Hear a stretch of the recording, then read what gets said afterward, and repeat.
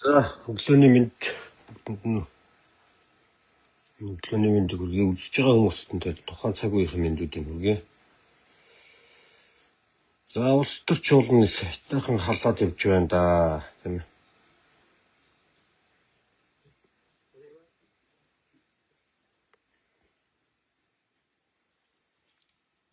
Өнөөдрийн Монгол Ардын нам дотор болж байгаа энэ асуудал бол энэ зам ёсны зүйл гэдгийг бид ойлгох хэрэгтэй юм л да.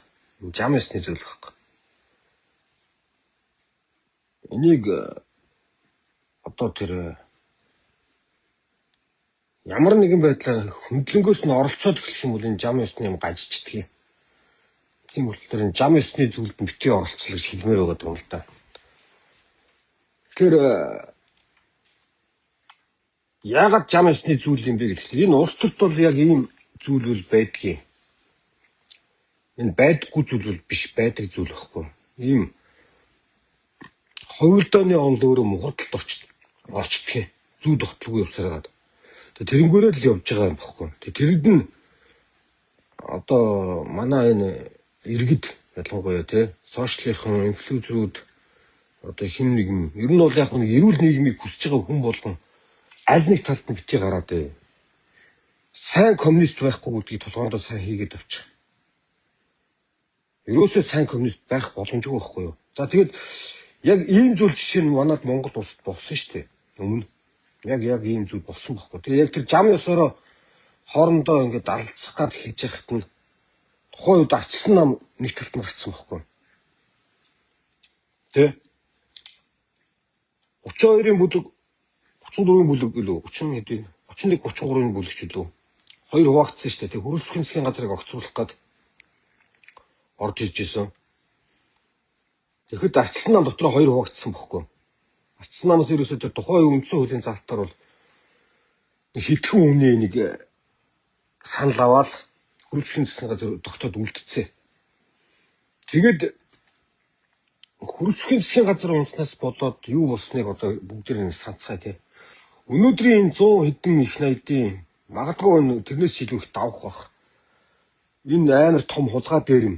Тэндээс эхэлдэг байхгүй. Тэгээд энэний хажуугаар бас давхар ингээд энэ Монгол улсад ингээд үүсч ингээд хөл дээрээ боочих гээд ингээд чадан явж яасан.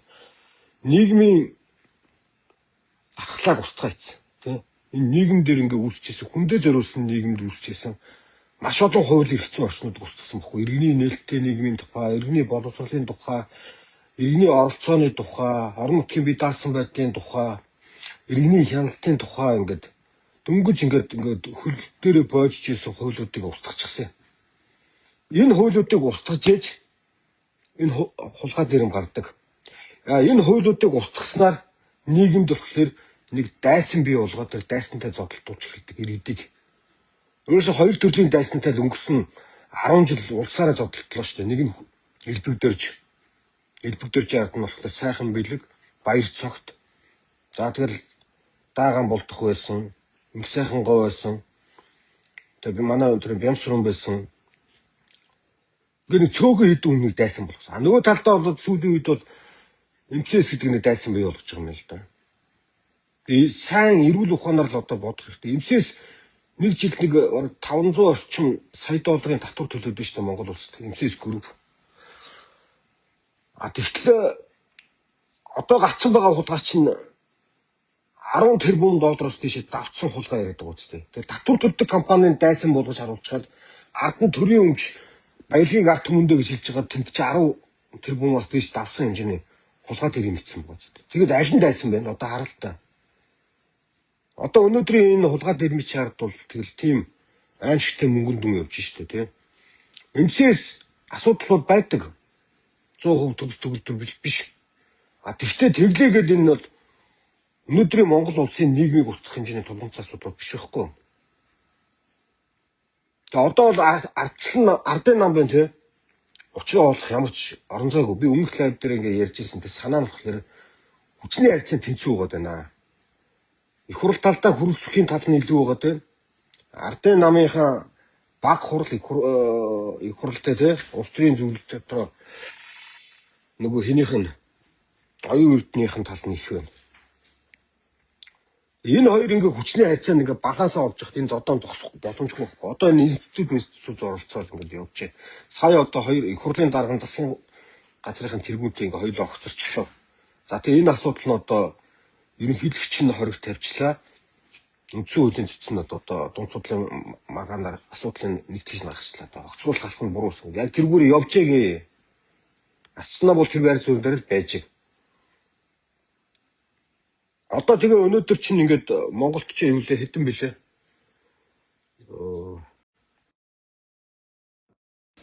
21 болцсон биз дээ.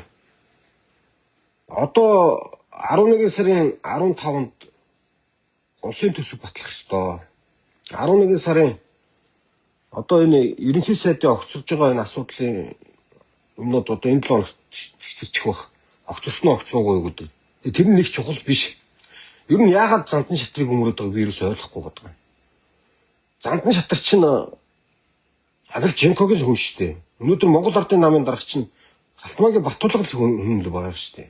Хөрөл сүхэл би наваа аавна гэл үзэл төрчлээ л. Гэтэ зандан шатар нь өөрөө тэр Женкогийн хамааралтай хүн шүү дээ. Бас л Оросын төлөөний хүн шүү дээ. Монгол улсын эсрэг хүн шүү дээ.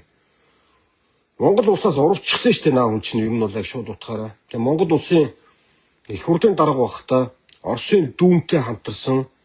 Тэгээ Монгол улсын их хурлаар баталж байгаа бүх хууль дүрмүүдийг хяндаг, шалгадаг парламент хоорондын ажлын хэсэг байгуулсан ш надад чинь.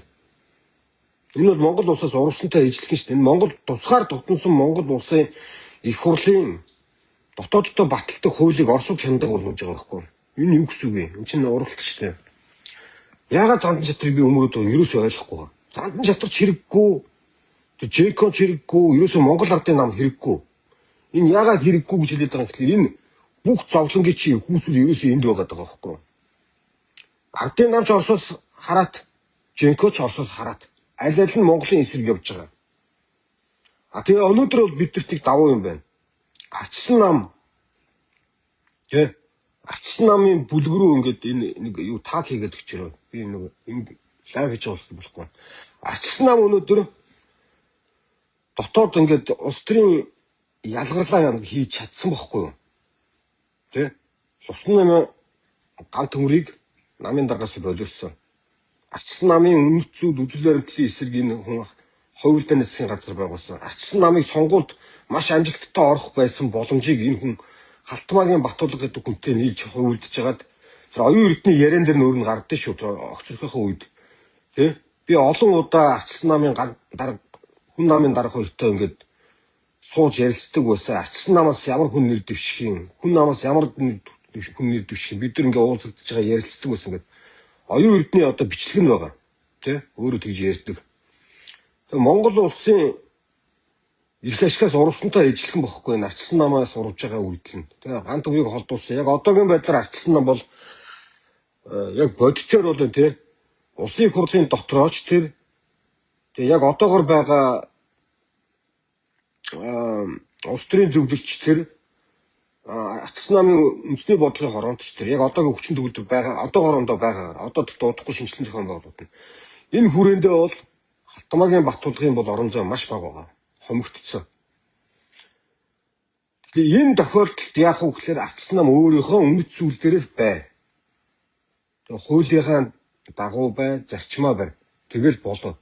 Өөр юу ч битгий хий. Ардын намын зодон явж л байг л та бидэрт хамаагүй шүү дээ. Тэрнээс болоод улс сууд нэг засаглалын хямрал руу орохгүй. Засаглалын хямрал, төрийн хямрал гэдэг хоёр тусдаа асуудлыг ойлгох хэрэгтэй. Засаглал бол хуулийн дор байдаг. Дараагийн алхамд хэрвээ энэ их хурлд харахаар болох юм бол ямар их хурлыг яаж хуралдуулах вэ, яаж зарлах вэ? Энэ хууль заасан байгаа. Дараагийн засгийн газар яаж гарч ирэх вэ? Тэр нь яаж томилогдох вэ? Хууль заасан байгаа. Энийг үндсэн хууль хамгаалчихна, үндсэн хуулийн цэц хамгаална. Тэр үндсэн хуулийн цэцэд муу хүн байж болно, сайн хүн байж болно хамаагүй. Тэгэхдээ тэр нь бол бүхэлдээ муу гэсэн үг биш. Дээд шүүгч гэсэн ажиллаж байгаа сонгуулийн хорооч ажиллаж байгаа. Бид нар сонгуулаа хийж чадна, дээд шүүгч гэсэн ажиллаа шийдэж явж чадна. Тэгэхээр энийг бол засаглал гэж нэрлэдэг байгаа. Төр гэж нэрлэдэг байгаа юм чинь бол одоо яг хамарч байгаа нь үнэн. Тэр нь болохоор өөрсдөө бүгднгийн эзэн болцсон гэж ойлгож байсан, эрх мэдлийн төлөөнд явж байсан энэ эрх мэдлтнүүдийг төр гэж нэрлэж болно. Бидэрт бол төр хэрэггүй. Бид нар төрийн тогтолцоог засаглалын тогтолцоороо шилжүүлэх ёстой. Тийм ээ? Засаглал бол иргэндээ үйлчилдэг. Төр бол өөрсдөндөө үйлчилдэг. Эрх мэдэлээр очичоод өөрийгөө хоёулж дархлаад хамгаалаад тэгээ хуулийн бус бүх юмыг хийдэг. Эсвэл өөртөө таалагдахгүй бүх хуулиа өөрчлөлийг төр гэж нэрлэдэг байгаа. Тэгээ төрт ёс гэдгийг дээрч гисэн сайхан зүгээр ойлгох хэрэгтэй. Одоо бол тийм ээ? Тэгэхээр яг энэ төрийн нэрийн өмнөс гэдэг зүйлээр дандаа хүчирхийл дарангуул явдаг. Төрийн нэрийн өмнөс гэдэг зүйлээр авилгал хулгай дээрм явдаг. Тэгэхээр энэ коммунизмоос улбаатай энэ үг нийслэлийн ард бол маш том аюултай юм зүйл болдог. Тэгээд яг өнөөдөр үзэгдэл нь бол ингээд Монгол бодит эффект нь болоод байгаа нь ийм том хулгай дээрмүүдийн төр гэдэг бүтцийн ард болсон. Иргэдээсээ бүгднийг хааж хуйгалж дархлаагаа хамгаалж байгаа. Тэгээ өөртөө эзэн мэдээд юу дуртайгаа хэлнэ штэ. Бүх гэрээнүүдэд нууц тавьчихж байгаад хэлнэ штэ. Тэгээ маш олон хуулиудыг иргэний эсрэг болгосон тий. Иргэдэд цагддаг, хяндаг, шалгадаг, дарамтлагдаг, торгодог, тий. Боомлдог бүх юмнуудыг хийсэн. Иргэн бол ажил төрөл хийж орон зайгаа хамгаалж тий өрсөлдөх чадвараа сайжруулах орон зайд бүгд хомигдсон. Ямар нэгэн байдлаар хин нэгэн дарга, хин нэгэн эрх мэдэлтэн, хин нэгэн авилгачийн халаасанд орж иж амьдрдаг болгосон. Тэгээ энэ өөрөө мухарддаг гэсэн бохоггүй. Энэ мухардл руу орж байгаа. Энэ бол өөрөө улс төрийн онолд байдаг зүйл. Өнөөдрийн Монголд болж байгаа процесс. Энэ давтагдаж болж байгаа шүү дээ. Тэгээ өмнөх болсон процессүүд ч гэсэн удаа дараа юмнууд болсон. Стандарт бус засаг байгуулснаас болоод олон асуудлууд үүсчихсэн, гажуудсан. Тийм ээ? Тэгээ энэ асуудлуудаа бид нар цэгцэлж олж харах хэрэгтэй. Энэ олон улс дэлхийд ч ингэж харах юм бол яг бодитоор бол энэ тийм өнөөдрийн Англи, Их Британи тийм Англид бас яг энэ 30 орчим жил зүүнний нуглаа орсон шүү дээ. Тэгээ тухайн үед бол маш их хэмжээний авилгалтай төртөө болсон. Төрийн эрх мэдэл нь бүр их данхаасан, хувийн хвшлүүд нь сүржсэн. Английн эмпайр бол нүдэн дээр дампуурч задарсан. Ерөөс 20 эдхэн жилийн хооронд тийм. За тэгээ тэр үеийн сүүлд нь 1979 оноос эхлээд төмөр хадагтай гэдэг нэртэй Маргарет Тэтчер гарч ирж Английн Британикийн одоо нөгөө хүчрхэг Англи улсыг буцаагаад сэргээн босгосон байхгүй. Тэр яаж босгосон гэхлээр маш хэмжээний алдагдaltaй төрийн өмчт компаниудыг бүгдийн цонхон болгож цөөлсөн, хувьчилсан. Төрийн эрх мэдлийг бүрд маш хэмжээгээр хомсон, оролцоог нь багасгасан. Чөлөөт зах зээлийг чөлөөлж өгсөн. Тэгээ энэ зүү тогтол руу наваач гисэн байхгүй. Энэ зүү тогтлын бус юм өөрөө ингээ гажуудсаар хагаад мухардалд ордог. Жижигхэн хавдар ингээ буглаа нэмэгдэж явсараа цаашаа хортой хавдар болдог штеп. Дасахгүй бол тийм ээ. Одоо бол өнөөдөр энэ буглаад ингээд идэ бэрэн ингээд багтахаа байгаад задраад улсчээ. Энэ нэмчилгээгүй болсон хорт хавдар байхгүй. Монгол ардын нам Халтмаагийн Батуулга өдрөө хорт хавдар байхгүй. Тэгээд энэ хорт хавдрын та нар эмчилчих гээд оролдоод их юм. Төрхөн зур дарах байх л та. Тухайн үед хэрэг хөрс зүгийн засгийн газрыг огцруулсан бол өнөөдөр бид 100 их найдын хулгай дэрмийн тухай ярихгүй шүү дээ. Арай өөр сэдв ярих байхгүй. А хэрвээ өнөөдөр бид нар хөрс зүх энэ Халтмаагийн Батуулга хоёрын зодооныхын дундуур яваад орчих юм бол заяа. Дараагийн зовлон чинь бүр энэс хэдэн 10 дахин нэмэгдэн штэ. Магадгүй дахиж энэ сэдвээр ярих боломжгүй болно. Эдгээр чи үндсэн хуулийг чи өөрчилж хаяад дарангуулын ус болоход ойрхон байгаа штэ. Ягаад гэхээр иргэний нийгэм зориулагдсан бүх л органик хуулиуд чинь хүний эсрэг нийгмийнхээ эсрэг аль хэдийн болчихсон байхгүй. Маш олон харилцааг зохицуулдаг хуулиуд тэгээ Монголд чөлөөт зах зээл эрх хэрэгчлөө иргэний нийгмийн эсрэг болчихсон байгаа.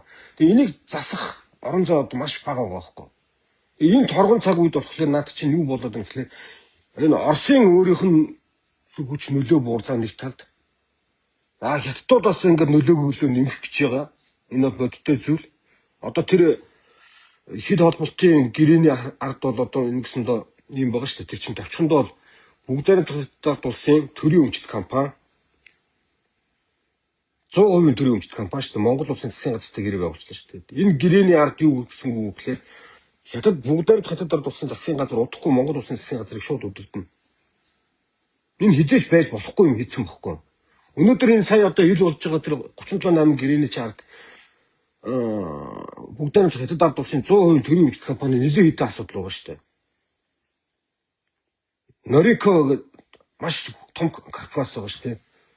Монгол улсын эдийн засгч одоо 20 тэрбум доллар л гэж байна. Норикогийн ч нэг жилийн эргэлт нь 170-80 тэрбум, эдийн засгийн үнэлгээ нь 280-90 тэрбум доллараар үнэлэгддэг аврагтан компани, зэвсэг үйлдвэрлэдэг армийн хяналтанд байдаг компани шүү дээ. Тэр компани ч одоо Монголд биш дээ.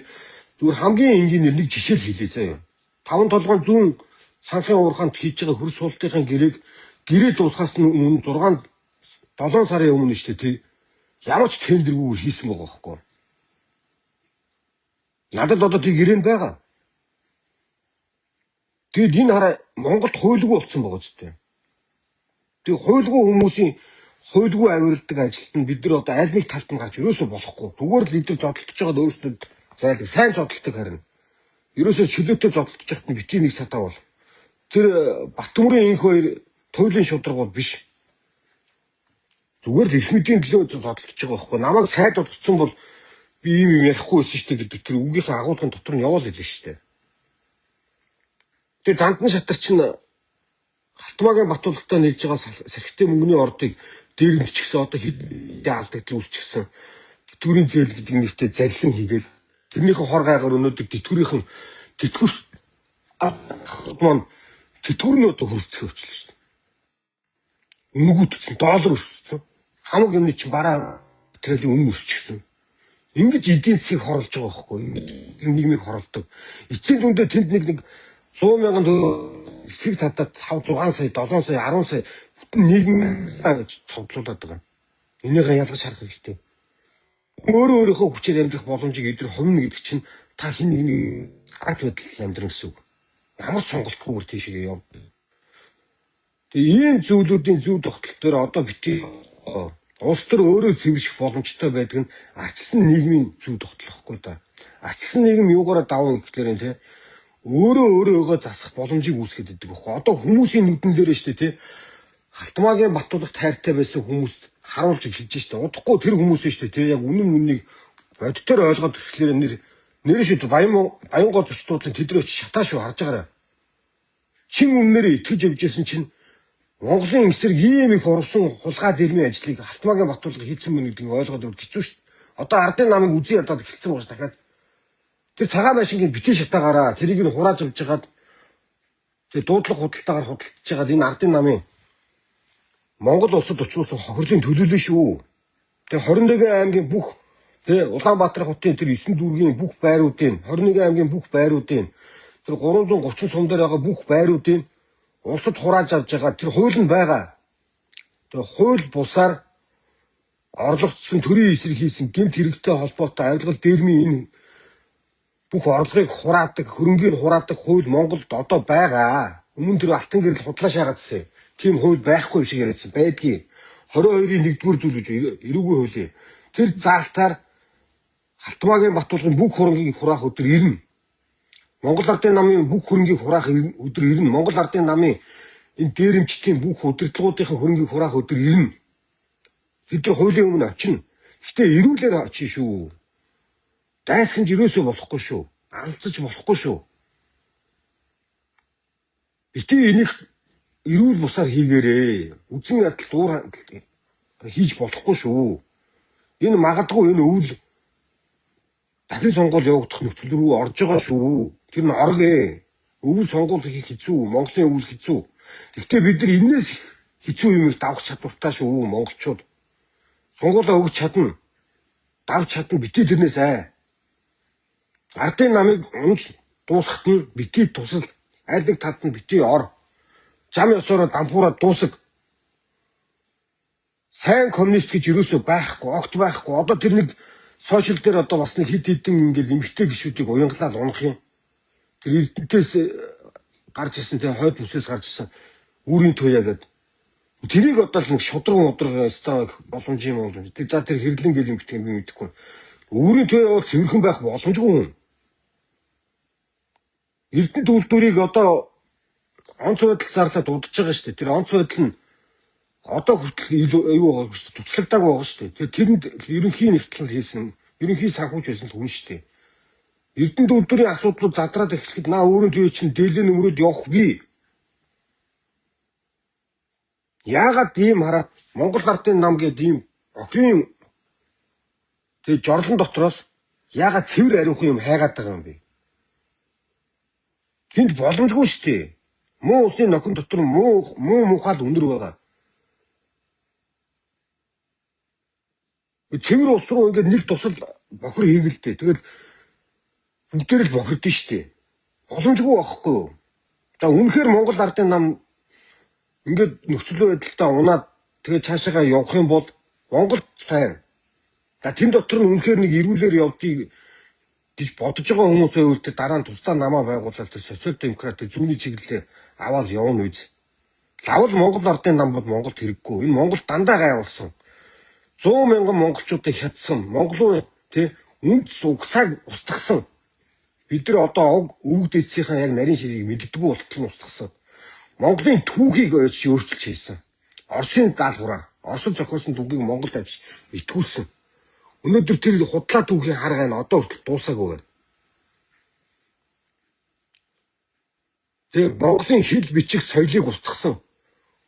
Өнөөдөр Эрдэнэ төвд дээрх байснаас илүү их хөрөнгө одоо Эрмитаж твтэж байгаа шүү. Дэрэндээ л аваа явцсан шүү. Тэгэхээр энэ нам бол өнөөдөр Монголын эсрэг дахин геноцид хийж байна. Тэгээд дахиад нэг хэлж чинь сайн коммунист гэж байхгүй. Монгол ардын намын жинхэнэ дарга бол тэгээ Оросын үнэнч боол Кремлийн төслийн багийн ахлагч Батулга гэж хүн байгаа. Тэр оюун эрдэм биш, амар өсгөлтөн биш, зандан шатарч биш. Бид нар яг үнэндээ бол бүгд нэг хүн. Зодтолж жагаад нэгэн дийлэх юм бол нөгөө дэлхийнхэн доор нь очиод үнэлгэж очиж жагаад гутлын долоогоод үнсээд тэгээд авралт нь багтана. Тэр Жамингийн мөнхөд хаана байгаа мэдчихэж байгаа юм танаа. Аимшигтай хулгаал яриадсан биз дээ. Одоо тэр хэнийг одоо харалтаа. Номтой хоёрыг өвөг дээдсэнд хядуулсан хүн шүү дээ. Тэр нямтаа шугай чинь аав маав тэр ээжийн талын аав ээж бүх өвөг дээдсэнд хядуулсан л байдэн шүү дээ. Өчнөө хэлмэгдсэн гэл дээ. Өчнөө л юм байдаг шүү дээ. Түүхэн дээр гараад ирсэн л байгаа. Тэгэл ардын намд л очиж боол нь очсон л явж байгаа шүү дээ. Хамгийн том санхүүжилт чинь хамгийн их санхүүжилтийн мак л өгдөг шүү дээ. Өнөөдөр тэгэл ардын намыг харааж байгаа сонгуульд ялал гараад ирсэн чи одоо очил засагт нь хамтрна гэл өнөөдөр тэгэл үндсэн хуулийн цэцэн эсрэг чөдөр галзуу яриад зогсож шүү дээ. Тэгээ ийм л байдаг шүү дээ. Энэ бохирын хоолой дотор орчход буцаагаад цэвэрхэн болох боломж байхгүй. Номтой хоёр цэвэрхэн болохгүй, Монгол ардын нам цэвэрхэн болохгүй, хүн нам цэвэрхэн болохгүй. Боломжгүй. Цэвэрхэн байх боломж нь юу юм гэхээр үнэт зүйл байх хэрэгтэй. Бид нар одоо бүгдээрээ одоо харж байгаа сүүлийн 14-5 хоногийн турш шүү дээ тий. Юу яриад байгааг бүгд хараад байгаа зэ. Арчлал маш их ярьж байна. Бүр тасралтгүй ярьж байна. Дандаа арчлалыг гутаад дуурсан. Дандаа арчсан нийгмийн эсрэг бүх хуулиудыг баталсан хүмүүс дандаа арчлал ярьж байна. Дандаа хүний эрх хэрэгчлээ ярьж байна. Дандаа хүний эрх чөлөөний эсрэг хууль хийсэн. Дандаа иргэний эсрэг. Иргэн 10,000 төгрөгийн хулгай хийгээд 10 жилийн ял авдаг хуулийг эдгээр хийсэн. Тэгвэл хэдэн сая долларын хулгай хийсэн хүн биш үү те 40 сая төгрөгөөр торгуулдаг болгож эдгээр нийгмийн эсрэг дайсан болж байгаа. Нэгсэндээ эсрэгээр иргэд нийгэмдээ итгэх, хуульдаа итгэх итгэлийн устгахын зорилгоор тэрийг хийсэн. Ийм хорлонтой юмуд хийдэг. Энэ иргэний нийгмийг устгасан, иргэний хяналтын засаглалыг устгасан, иргэний оролцоог устгасан, иргэдээс бүх юмыг нуусан. Энийг хийж явахдаа эдгээр бүгдээрээ дуугаа байсныг санахгүй нь. Тэгсэн чи одоо бүгдээрээ арчлал хэрэгчлээ яриад шүү дээ. Энэ анхудаа энийг ярьж байгаа юм биш. Бүх лөөвөрчтэй шүү дээ тий. Өөрөө шоронгийн өмнө юм уу хуулийн өмнө очих болох тэр хэрэгчлээ ярьдаг байхгүй. Тэр өнөө цэцгийг санаж байгаа зү. Талин дээр юу гэж хичээлээ тий. Шүүхийн өмнө очихдоо хуулийн байгууллагын өмнө очихдоо эрхчлөө гэж бичиж байгаа гэсэн шүү дээ. Өнөө цэцэг Монголын нийгэмд эрхчлөөний эсрэг асар их юм ийсэн. Асар их юм ийсэн. Одоо дахиад эрхчлөөний эсрэг юм хийж штэ. Эрхчлөөгөөр хооллож чинь эдэр. Тэгвэл эрхчлөөгөөр хооллохгүй байх орон зай чинь үнэт зүйл байхгүй да. Зарчим байхгүй да. Тэр хууль буруу байж болно. Муу байж болно. Гэхдээ өнөөдөр хүчин төгөлдөр хуулийг зөрчиж болохгүй. Тийм учраас ардын намын хийж байгаа бүх үйлдэлүүдийг эрүүлэр ойлгохгүй бол бид нар дахиж босч чадахгүй. Оюун эрднийг огцруулсны төлөө өнөөдрийн энэ бул хар чулуучийн хөдөлсөн. Огцрох амархан жигсаал гарсны хүчинд Монголд улс төрийн шинэ эрүүл үзэгдэл гарч эхэлж штэ. Арчсан нам нэг эрүүл улс төр хийж эхлэх гээд явж байгаа, оролдож байгаа цаг баггүй. Цаашдаа бид эрүүл улс төртэй, эрүүл нийгэмтэй болохын төлөө энэ удаад эрүүлэр хандмаар байна. Энэ худалдаа дээрэнд нь оролцмооргүй байна. Хэн нэгнийг дэмжмээргүй байна. За тэгээд богинохон лайва өндөрлчээ. Тэгээд ер нь бол энэ нэг юм зам ёсороо зогсноо бити санаа зов. Монгол хямрахгүй харин галзуу дээрэмчдийн ятгалганд орж те ажиллаа хийж ихсаал нэрсийг зарлж ихсаал те тэр ухаан одгаа авч юу юм чөтөр галзуу юмнуудыг ялгаж салгаж харах хэрэгтэй. Тэгмүүд бидэрт боломж байгаа. Эрүүлэр явах юм бол Монгол татвар төлсөн хүмүүст нь буруутаад хулгай хийсэн хүмүүс нь зүв болцоход хулгайч нараас миний цалин нэмээд өгөөч гэд эмч багш нар нь зогсдог. Нөгөө ахмадууд нь тэтгэврээ нэмээд өгөөчийг хулгайчаас царай алдаа зогсдог ийм нэгэн байж болохгүй. Энэ одоо зогсох гээд ингээд унурж унах гад байж байгаа маа. Энэ муухай дэглэм өнөөдөр мухардалд ороод явж байгаа юм уу? Энэ өөрөө замсараа мухардж байгаа. Энд нь бити оролц. Бүгдийн шүмжил, бүгдийн дэвсэл хэн ч хэрэггүй. Хөрсөх хэрэггүй. Хөрсөхдөө өнөөдөр Монгол улсын ерөнхийлөгч учраас тэр ерөнхийлөгчийн ажлаа өгснөөс хойш тэгээд ялгаагүй шүү дээ. А яг өнөөдөр институцийн өдөртөж байгаа гэдгээр яг байж л байна. Бинц. Ихтэй тэр мундаг хүн биш. Яг гадаад бодлогын хүрээнд хийж байгаа алхмуудын сайн талууд энэ төр байна. Тэ? Халтмаагийн Батулгын Монгол улсыг дэлхийгээс таслах гэсэн хорлонтой ажлыг нь бол буцаагаад засаж байгаа тийм сайн зүйлүүд бол байгаа хөрсөх юм. А тэгвэл тэр ардын намынхаа зодонд оролцож байгаа энэ увайгүй байдлыг хараад жигсэж байгаа үстэй. Чи өнөөдөр Монгол улсын ерөнхийлөгч чинь намын үйл ажиллагаанд оролцож болохгүй шүү дээ. Гэтэ яг тэр ерөнхийлөгч бүрийн эрхийн дагуу тэгэл тэр засгийн газрыг огцруулсан тогтоолт нь хориг тавих бол эрэхтэй. А тэгвэл тэр хоригийн улсыг хүлээж авч болно авахгүй ч гэж болно. Заавал тэрийг дэмжих ёсгүй. Тэгэл яваг. А манай Арчсан намын хувьд бол үндсэн хуулийн талдаа доор, үндсэн хуулийн цэцгийн талдаа ор. Тэгэл яв. Тэгэл ардын намын зодон дахиад үргэлжлэг. Дахиад засгийн газраа огцруулах гэдэг дахиад ороод сая огцруулах чадсан чинь дахиад огцруулах юм байгааз. Дахиад огцруулаад өгч. Гэтэ тэр хуулийнхаа дагуу огцруул.